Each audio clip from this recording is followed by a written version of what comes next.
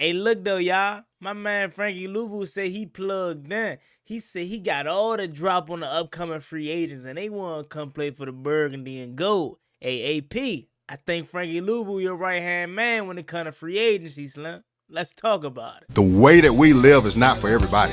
We're going to run and put our bodies on people in a violent manner. I love the way she move it, shake it on me. When she cry for him, the shawty is the winner. You can tell that shawty's You know what time it is. It's time to come out. I love the way she move it, shake it on me. What's up, y'all? Can y'all do me a favor, please, and subscribe to my second channel as I'm documenting my journey from going fat to fit. Link down below in the description. YouTube, what's going on? It's Juangotti here. We have the Washington Commanders video, and in today's video, I'm coming on here with a video where we're going to be talking about Frankie Luvu saying he has received calls and talked to people that say they want to come play for the Washington Commanders. So without further ado, let's get straight into today's video. Before we do, make sure you guys go down below, leave a like on this video, subscribe to the channel if you are new, turn on post notifications so you can notify when I upload new videos like this to the channel. We're on the road to 9,000 subscribers, so we greatly appreciate if you can reach that goal as soon as possible. Thank you so much. Let's get straight to it. First off, ladies and gentlemen, I want to show y'all something though, y'all. Look at this right quick. Let me know if this cool card right here is worth anything. So this is a this is a Jaden Daniels rookie card. Now, something about your man Juangotti, I'm not really into like card collecting or anything like that, and I wish it was a better showing. Maybe if I lower the light right quick, but let me see if I can get a better view of the card. But I'm not that big into like card collecting. However, I do know that this could potentially be worth something. Let me know if it is. Again, this is a Jaden Daniels like card, and it was just given to me today. Shout out to the guy that gave it to me, man. Appreciate you, but just let me know, y'all, if that's worth something, because that's pretty cool to keep around. All right, let's get to today's video though. So Frankie Luvu, I don't know if it was a report, I don't know if it was an interview, but this is according to Jaden Daniels MVP Brandon on Twitter, one of the best, if not the best, Twitter pages out there. He posted this. Commanders linebacker Frankie Luvu says that he has heard from multiple players who wants to play in Washington. This is per John Keim. The quote is, "I got a few of them that the type of energy we're starting to get."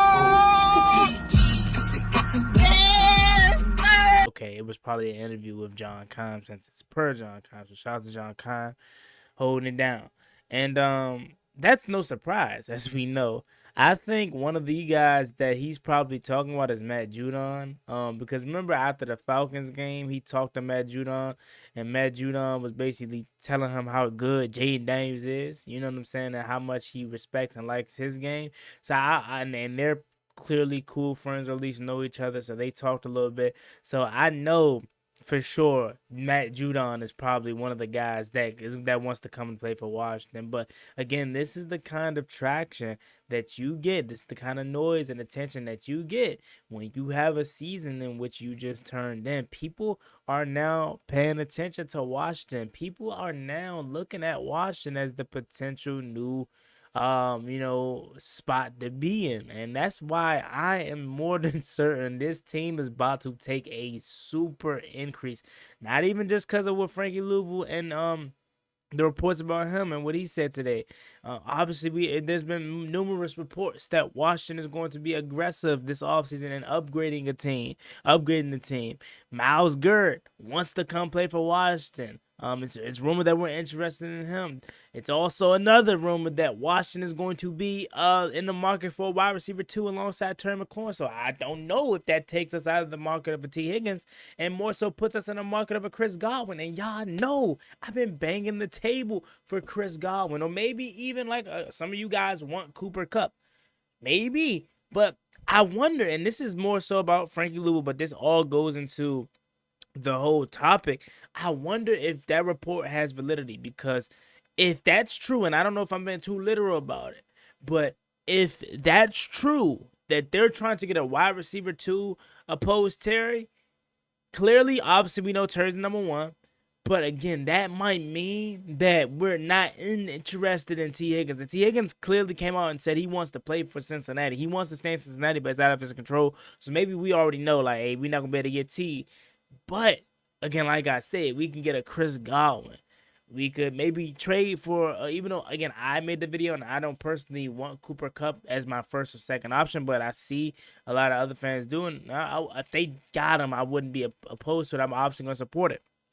Or maybe it's Stephon Diggs or somebody out there that's a free agent, or you trade for a Garrett Wilson. Like, that's a legit number, that can be a legit wide receiver too. Not saying that they can't play up to a wide receiver 1 level, because they could, but knowing, hey, look, Terry 1-7, he's the main guy here, and you're coming in to help produce that. You know what I'm saying? And be that number 2, to be that Robin to Terry McLaurin's Batman. So again, it's heating up, man. It's only February. You know what I'm saying? We're still a month away from actual free agency and the new league year. But like, I'm telling you, man, these reports are not shocking.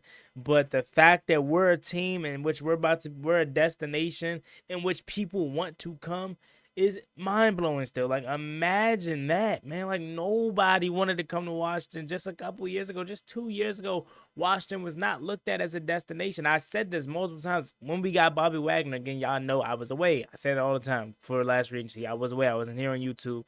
But when we got Bobby Wagner, it just blew my mind, because it's like, I asked for a Bobby Wagner 2 years ago, and we had no shot at getting him because of the people that were in the building. What a year difference makes.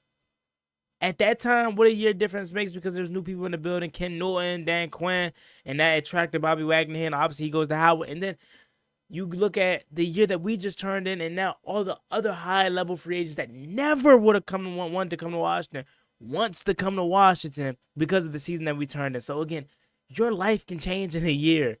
Look at our favorite team. Our favorite team's life and fandom has changed in a year. We've been through the thick and thin as fans. A lot of us, especially if you watch this video, we've been here at the 3-13s.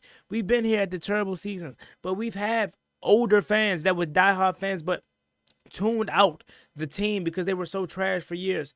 You guys understand the excitement that I see when people around me that are older than me that tuned out the team and that wasn't that much into the team, like how I've been through the thick and thin, are back now. Like, I had my father, like, shout out to Pops. He called me and was like, "Hey, look, man, what we supposed to be getting Miles Garrett." Like, Dad, I'm like, yeah, like in my head, I'm like, let's go. Like, they're back.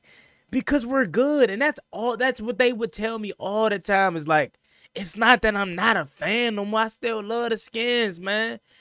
Because they would see me, and people, even random people I would talk to that are older, they would see me still talking about the team, still watching the team 3-13, die hard, talking about the team at the lowest.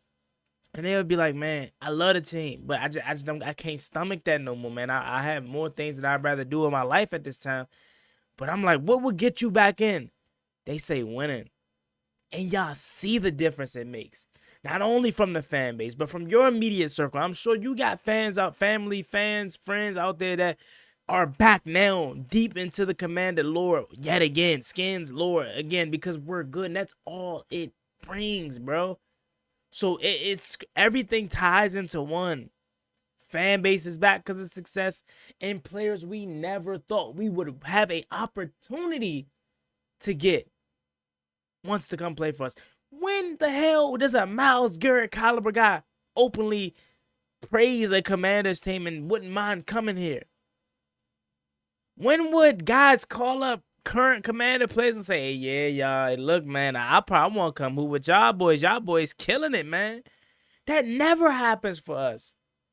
But when you finally get a front office that knows what the hell they're doing, and when you finally get an owner that's hands off and knows how to invest into the team the right way and allow people that you hire in positions to do their job, this is the result you get.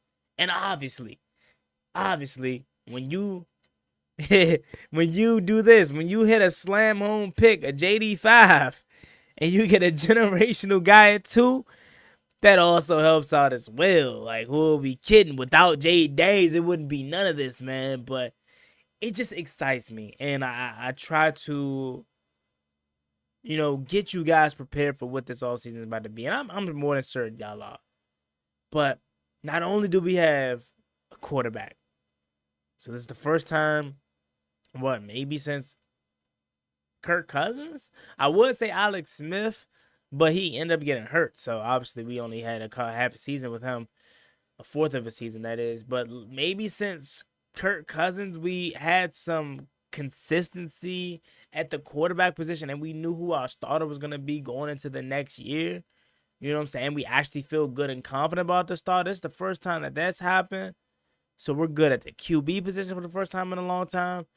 Our coaches ain't going nowhere. Cliff Kingsbury turned down the Saints' job. The Saints said, "Hey, Cliff, the job is yours. Cliff, take it. Take it, Cliff."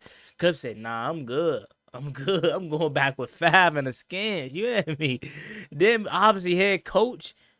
No, it's consistency there for another year. And obviously, the most important thing that's going to allow us to have a successful offseason is we're the third most team with cap space this offseason. We got the third most cap space in the NFL.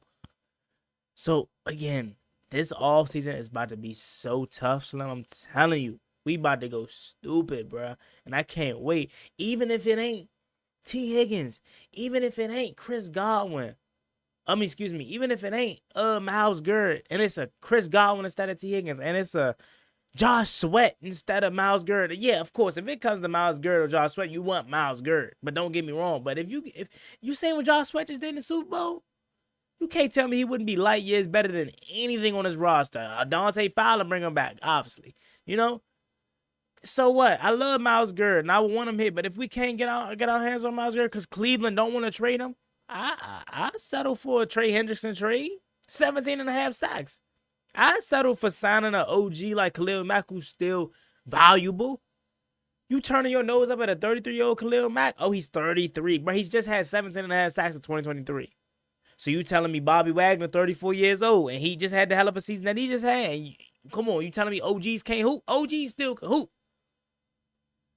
So there are guys, there are tiers that I want. Elite of the elite.